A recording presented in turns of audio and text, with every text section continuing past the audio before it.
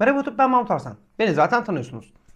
Arkadaşlar, önceki haftalarda sizlerle önce Peugeot 5008'i, ardından ise Tiggo 8 Pro'yu anlatmaya çalıştık. Hani dilimiz döndüğünce onları baktık, gezdik, tozduk, sürdük, 0-100 denemesi vesaire vesaire yaptık. Bu hafta ise ne yapacağız? Videonun 3. partı. Ha, bu arada o videoları da izlemediyseniz bakın, kanalımız burada, EcoCar TV. Burada da abone olundu diyor. Umarım siz de abone olmuşsunuzdur arkadaşlar. Ha, bu arada bakın, burada bir şey diyor. Diyor ki ayrıcalıkları görüntüle. Nedir abi? Kanalımızın katıl butonu aktif oldu. Hani bu kardeşinize, arkadaşınıza, dostunuza, abinize destek olmak isterseniz katıl butonuna tıklayabilirsiniz. Videonun sırasını bozmayacağım arkadaşlar. Aynı sizden anlattığım gibi önce Peugeot 5008'in artı eksi yönlerini söyleyeceğim. Anlatacağım. Daha sonrasında ise sizlere Tiggo 8 Pro'nun size artı eksi yönlerini anlatacağım. Ne bekliyoruz? Videoyu beğendik mi? Kanala abone olduk mu? Gönlümüzden koptuysa katıl butonuna bastık mı? O zaman hadi karşılaştırmaya geçelim.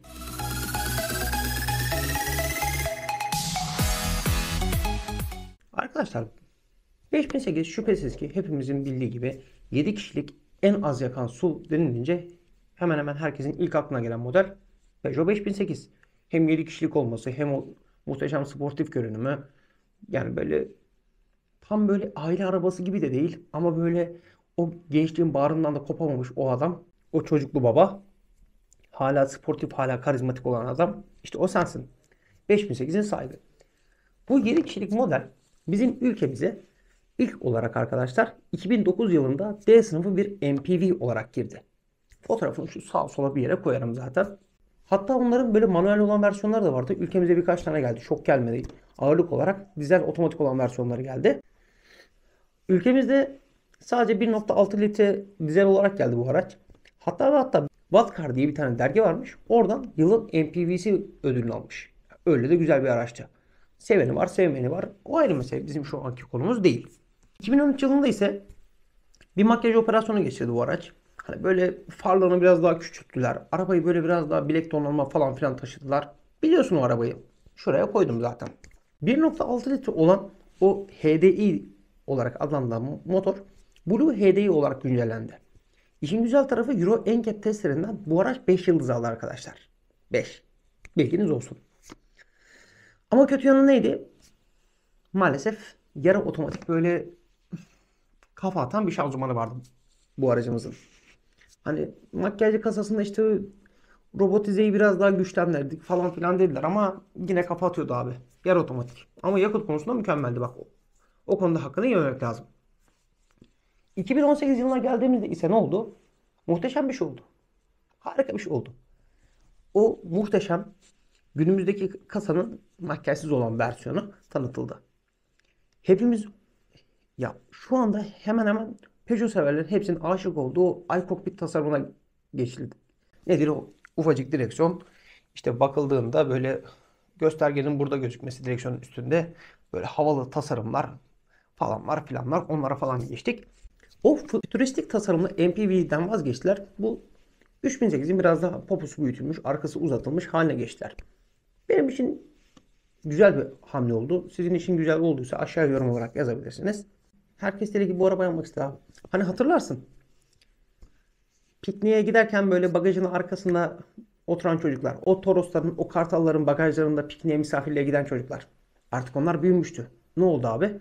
Onlar büyüyünce hepsi 5008 almak istedi. Neden? Çünkü çocuklarını Euro NCAP'ten 5 yıldız alan araçla taşımak istediler. Hani biz çektik, çocuklarımız çekmesin dediler aslında bir yandan baktığınızda. Hepsi böyle konforlu konforlu seyahate gittiler. Hatta onun incelemesi de kanalımızda mevcut. Yani bu makyajsız olan versiyonu. 2020 yılında ise ne oldu abi? Tabii de korona patladı. Şaka şaka. Şaka yapmayacağım bugün. 2020 yılında ise 5008'i tekrardan bir makyaja soktular. Böyle stoplarını kararttılar, bir şey yaptılar. Hatta bu video serimizin ilk haftasında attığım video, turuncu olan, bakır rengi olan, o güncel tasarımına kavuştu. Neyse, 5008'i anlattık. Zaten videosunu da çekmiştik. Teknik olarak da burada anlattık. Ufaktan yorumlarımızı katarak. Abi, 5008'in artı yönleri nelerdir Tiggo 8'e göre? Hani Mahmut Arslan gözünden şöyle notlarımı bir kontrol edeceğim izninizle. 5008'in artı yönlerinde nelerimiz var abi? Ben tabii bu arada incelediğim aracı baz alıyorum. Bilginiz olsun. Yani 1.5 litre olan GT versiyonu, dizel otomatik versiyonunu baz alıyorum incelerken. Bu arada hani yazmayın işte şu var, bu var. Yazabilirsin, sen bilirsin. Herkesin bildiği gibi 1.5 litre olan araç yakıt konusunda muhteşem. 56 litrede bir yakıt deposu var. Yol tutuşunu gerçekten seviyorum ben 5008. Neden? Çünkü böyle yola gerçekten yapışıyor. Başka ne var abi? Yıllardır piyasada olan bir araç. Hani ben şimdi diğer YouTuber'lar gibi veya diğer otomobil anlatıcıları gibi, bu arada hepsine saygım var, hepsine selamlar. İşte içeri geldi gitti muhabbeti yapmıyorum. Ben şu anda 5008'i anlatıyorum sizlere. Yıllardır piyasada olan bir araç olduğundan dolayı ikinci elde de hızlı satılan bir araç. Servis, yani Peugeot'un yaygın servis ağı da var biliyorsunuz. Parça tedariği konusunda çok başarılılar. Sürüş asistanları gerçekten güzel. İkinci sıra koltuklarımız teker teker hareket ediyor. Yani üçü birbirinden bağımsız koltuklar baktığınızda. Üçüncü sıra koltukları da çıkıyor. Göstermiştik zaten. Hatta otopark.com'da Sinan abi 5008'i incelerken böyle çıkartmıştı, oturmuştu. Ben yalnız incelediğim için çıkartıp oturamamıştım. Koltukların masaj ve ısıtma özellikleri 3 kademeli. Bu benim için artı mı? Artı. Hani böyle az var, orta var, çok var. Başka neyimiz var abi? Spor modda sahte ses efekti veriyor bu araç. Kimine göre artı, kimine göre eksi. Bunu bilemeyiz. Benim incelediğim araçta GT paket olduğundan dolayı fokal ses sistemi vardı. Bu yüzden ben gerçekten seviyordum. Yalıtımı gerçekten güzel. Yalıtımını ben seviyorum. Euro NCAP'ten de 5 yıldızı var. Daha ne olsun? Son olarak da ya artı mı eksi mi bilmiyorum ama görünüş olarak gerçekten spor bir araç. Artılarını anlattıysak o zaman eksilere geçelim. Abi 1.5 litre gerçekten yakıt konusunda mükemmel ama yetersiz. Nasıl yetersiz? Ya böyle bir 0-100 yapmaya çalıştığınızda böyle diyor kalıyor. Ya bu benim için bir eksi. Yani hızlanmıyor hemen. Ya kocaman bir arabaya da 1.5 litre motoru koymazsın diyeceğim. Vergiler maalesef. Dizel olduğundan dolayı motorun gürültülü çalışması. Rakip Tiggo 8 Pro'ya göre aracın uzaktan çalıştırılmaması, arka kol dayanmasının olmaması. Bu arada 3. sıra koltukların, yani en arkanın bagajdaki koltukların havalandırma menfezinin olmaması. Biliyorsunuz Tiggo 8 Pro'nun sağ koltuğu aynı Superb'de olduğu gibi böyle arka taraftan yönlendirebiliyordunuz. Fakat 5008'de bu yok. Koltuklarda 3. sıra koltuklarda, yani bagajda oturan kişiler çok uzun süre seyahat edemez bu arada. Ya benim gibi insanlar o koltuğa kolay kolay sığmıyor abi. Bu açık ve net. Hemen hemen her Stellantis veya işte PSA videosunda anlatıyorum. Genelde videoların altına işte bu arabayı gömmüşsün diyorsunuz ama gömmüyorum. Abi bu arabaların radar arızası gerçekten berbat. Geçen bizim bir Ömer abimiz var. Tiggo 8 Pro aldı. O boş paketini aldı. Onu da yakın zamanda inceleyeceğiz eğer nasip olursa.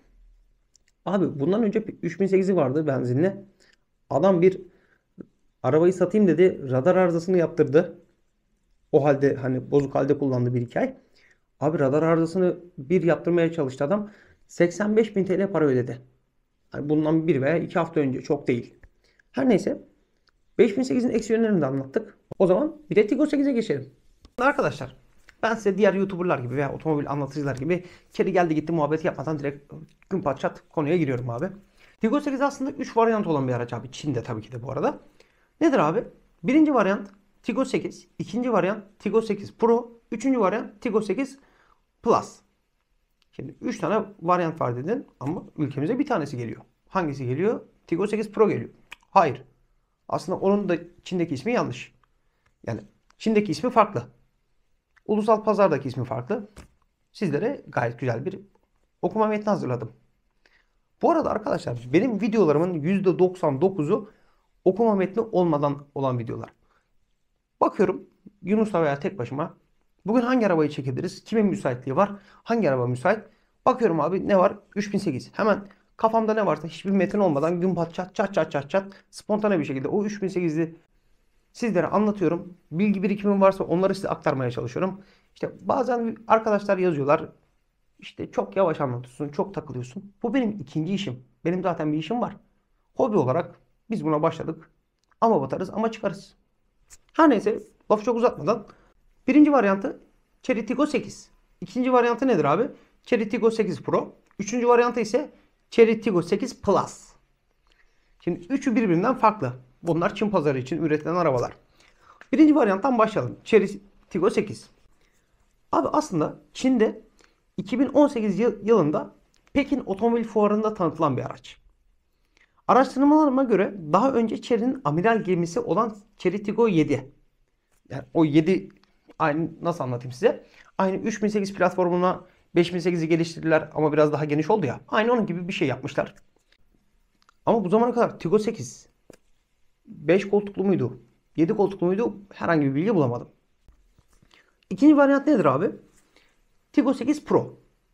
Sakin ol dostum. Yani senin aslında aldığın ya da almak istediğin araç bu değil. Bindiğin araba da bu değil. Burada bir netleşelim. Fotoğrafları zaten ben konuşurken şu sağa sola bir yere yerleştiririm. Montajı da ben yapıyorum zaten biliyorsunuz. Tiggo 8 Pro ismi aslında Çin'de üretilen model. Yani Çin pazarında üretilen model. Bizim Türkiye'ye gelen modelle arasında bayağı bir fark var. Şimdi ne alaka demeyin. Dediğim gibi fotoğrafları zaten buraya koyacağız. Şimdi arabanın içi de farklı, arabanın dışı da farklı, arabanın motoru da farklı. Bu araçlarda abi 2.0 hibrit motor var. Yani benzinli hibrit, bilginiz olsun. Üçüncü varyantımız ne abi? Chery Tiggo 8 Plus. Yani aslında senin o bindiğin araç, baktığın araç, aldığın ya da almak istediğin araç sayın takipçim. Orijinal ismi Chery Tiggo 8 Plus olsa da 7 koltuklu olduğundan dolayı ulusal pazardaki ismi Chery Tiggo 8 Pro. Bu Pro olan versiyonun normal Chery Tiggo 8 olan versiyona ek olarak neleri var? Birincisi 7 koltuklu, ikincisi normal Chery Tiggo 8'den biraz daha yüksek bir model. Yani aynı Egea Cross gibi. Öyle anlatayım size. Başka ne var abi? Bu aracın koltukları 5 kişilik, 6 kişilik ve 7 kişilik olarak konfigüre edilebiliyor. Sayın takipçilerim, bu arada sayın takipçilerim demişken kanala abone olmayan varsa lütfen bir abone olalım arkadaşlar. Takipçi olalım, kanalımızı büyütelim. Böyle güzel videolar çıkaralım. Bu ulusal pazarda Tiggo 8 Pro olarak satılan ama orijinal ismi Tiggo 8 Plus olan aracımızın Çin'de veya farklı Avrupa pazarlarında 2.0 benzinli hibrit, sadece 2.0 benzinli olan versiyonları da mevcut. Bilginiz olsun. Neyse, Chery'yi de iyi kötü anlattık dilimiz döndüğünce. O zaman Chery'nin de artı eksi yönlerine geçelim. Önce artıdan başlayalım her zaman olduğu gibi. Abi şimdi birincisi bu aracın 5008'e nazaran iç hacmi biraz daha geniş. Yani baktığınızda oturduğunuzda genişlik olarak, diz mesafesi olarak, kafa tavan mesafesi olarak daha rahat hissettiriyor. Daha konforlu ve size ferah hissettiriyor bu araç. Koltukları gerçekten yumuşacık abi. Böyle koltukların kafalarında şey var, yastık var böyle açılıyor falan. Kafanızı dayıyorsunuz, çok rahat uyursunuz. Koltukların abi arkada kol dayaması da mevcut. Yani böyle şey yapabiliyorsunuz. Arkada oturanlar bardağını falan filan koyabiliyor. Ondan sonra işte aracın sağ ön koltuğunu arka taraftan veya sol taraftan aynı Skoda Superb'de olduğu gibi yönetebiliyorsunuz. Güzel bir özellik. 5008'e nazaran artı olarak ne özelliği var? Tabii ki de havalandırması var. Yani koltuk soğutma özelliği de denebilir buna. Abi bir de bu araç biraz daha böyle oyuncaklı bir araç. Hani gerçekten böyle story falan çekim derseniz Tiggo 8 güzel story için. Donanım olarak daha çok özelliği var. Hani böyle dediğim gibi daha çok oyuncaklı. Araç takip asistanlarını böyle çözmekte biraz zaman alıyor ama çözdükten sonra da gayet rahat. Hani böyle elinizi her şey böyle elinizin altında pıt pıt pıt pıt pıt basarak yönetebiliyorsunuz. Yani araç sürerken işte o neredeydi bu neredeydi gibisinden aramanıza gerek yok. Ama biraz alışkanlık gerekiyor tabii ki de. Abi bu arada aracın motoru gerçekten mükemmel. Hani doğayı düşünenler ama elektrikli hala güvenemeyenler, elektrikli hala geçemeyen insanlar için güzel bir araç. Neden abi? Ülkemize sadece benzinli versiyonu geldiğinden dolayı yani dizeli olmadığından dolayı doğaya daha az emisyon salıyor bu araç. Başka neyimiz var abi? Hazır emisyon demişken 183 beygirlik muhteşem bir motoru var. Hani böyle gürül gürül. Patır patır gidiyor araba. Gerçekten bir fiyat performans aracı. Yani mesela yorumlar gelmişti. İzin istemiştim hani kullanabilir miyim videoda diye. Kullan demişlerdi. Abi gerçekten fiyat performans aracı. Hani böyle aracın içine binen bir daha inmek istemiyor. Bir takipçimiz var mesela Skoda Kodiaq'tan geçmiş. Chery Tiggo 8 Pro'ya. Bir takipçimiz var. Videonun altına yorum yapmış. Sağ olsun. O da Hyundai Tucson'dan geçmiş. O da gayet memnun. Eksi yönlerde bu takipçilerimizin paylaştığı bilgileri de paylaşacağım sizlerle. Başka anlatacak bir şeyimiz kaldı mı? Şöyle bakıyorum. Fiyat. Tabii ki de fiyat. Abi aşağı yukarı neredeyse ikinci el bir araba fiyatı kadar fark var desem yalan olmaz. Videonun sonunda fiyatları da söyleyeceğim tabii ki de. Şimdi geçelim Tigo 8 Pro'nun eksi yönlerine. Abi multimedyada Sercan'la konuştuk. Ya dedim Sercan, sen daha çok kullandın bu arabayı. Hani bilgin var mı kardeşim? Eksisi var mı? Bana ilk verdiği tepki şu oldu. Ya abi dedi, bu arabanın multimedyasında problemli. Ne oldu oğlum, ne var? Abi dedi, Bluetooth'la telefonu bağladığım zaman hep bir önceki telefonu arıyor. Benim telefona bağlantı hatası veriyor. Hani sadece bizim baktığımız, gördüğümüz Tigo 8'lerde mi var bu, yoksa genelinden var bilmiyorum. Sen biliyorsan aşağı yorum olarak yaz lütfen. Benzin olduğundan dolayı 5008'e nazaran daha yüksek yakıt tüketim var abi bu aracın. Şimdi dizel nerede, benzin nerede? Hani performansını sevsem de dizelciyim abi ben. Huylu huyundan vazgeçmiyor. Gerçekten benim için önemli bir eksi. Hani senin için eksidir değildir onu bilmiyorum. Ama lütfen beni linçlemeyin arkadaşlar. Abi ben bu arabanın hiçbir yerde çarpışma testini bulamadım. Yani bakıyorum, araştırıyorum. Çarpışma testi, güvenlik testi, güvenlik donanımları gerçekten güvenli bir araç. Hani donanım olarak işte çarpışma önleyicisinden falanına filanına, yaya koruması, yolcu korumasına kadar. Ama araştırıyorum. Sadece abi Omada 5'inkini buldum. Yani Omada 5'ten başka yok. Tigo 7'nin de yok, Tigo 8'in de yok. Benim için gerçekten bir eksi bu. Çarpışma testini bulamadım ama Moto1 YouTube Türkiye kanalından girdiğiniz zaman arkadaşlar onlar geyik test yapmışlar. Geyik testini oradan izleyebilirsiniz mesela. Başka bir eksisine geçecek olursak abi, bildiğiniz gibi yedek parça. Şimdi bu araçlar Çin'den geldi ama bu araçların servisleri yeterli sayıda değil. Şimdi servisi yeterli sayıda olmadığından dolayı Peugeot 5008'e nazaran, şimdi Allah göstermesin, bugün bir kaza yapan adam nasıl arabasına parça bulacak? Araştırdığım kadarıyla Çin'den gelmesi yaklaşık 2-3 ay sürüyormuş. Hani belki ben video yaptıktan sonra bu süre daha kısalmıştır, ki inşallah kısalmıştır. Ve parçalar gerçekten çok pahalıymış. Neden? Çünkü biliyorsunuz ülkemizde Çin'le olan bir gümrük anlaşması var. Ekstradan vergi biniyor. Bu arada Peugeot 5008'e nazaran, Peugeot tarafına, PSA Stellantis tarafına nazaran abi, servis yedek parça olayı benim için büyük bir eksi. Yol tutuşu ve frenleme. Ben hani Tiggo 8'i kullanırken fren ve yol tutuşunu çok sevmemiştim. Hani demiştim ki böyle freni böyle sonuna kadar basmanız gerekiyor ki 5008'e nazaran öyle tutsun. Yol tutuşu çok yumuşak, süspansiyonları gerçekten yumuşak demiştim. Videonun altına yorum gelmiş. Onu da şu sağa sola bir yere koyarız. Demişler ki bu Çin'den gelen lastikler yüzünden böyle bir yol tutuşu var bu aracın maalesef. Ama siz lastiklerinizi daha kaliteli lastiklerle değiştirirseniz frenlemeyi ve yol tutuşunu biraz daha arttırıyor. Denemekte fayda var sayın takipçilerim. Yavaştan videonun sonuna doğru gelirken arkadaşlar, bugün günlerden 11 Aralık 2023. Saatimiz 22.18. Telefondan da ekran kaydı alıyorum zaten bu arada. Abi Peugeot 5008 2.436.000 TL. Benim incelediğim GT donanıma sahip olan paketi. Dizel, otomatik 1.5 litre EAT 8 ileri şanzıman 130 beygir. Şöyle Tiggo'nun kendi sitesine gidiyoruz. Tiggo'nun kendi sitesinde full olan paketi, iki aracın da fullünü incelemeye özen göstermiştim.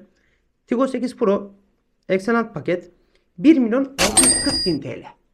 Yani arada tamı tamına 796.000 TL'lik bir fark var sayın takipçilerim, izleyicilerim. Abi 796.000 TL bugün gerçekten güzel bir araç alınabilir. Hani Peugeot 5008 mi alayım yoksa bir kendime bir eşime araç mı alayım diye düşünürseniz ben bu konuda Tiggo 8 Pro derim. Ama yine de karar size kalmış.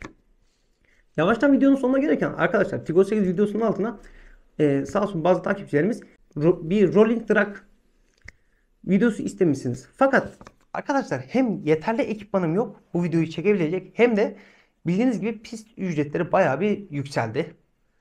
Hani şu anda bu projeleri gerçekleştirebilecek gerçekten durumum yok.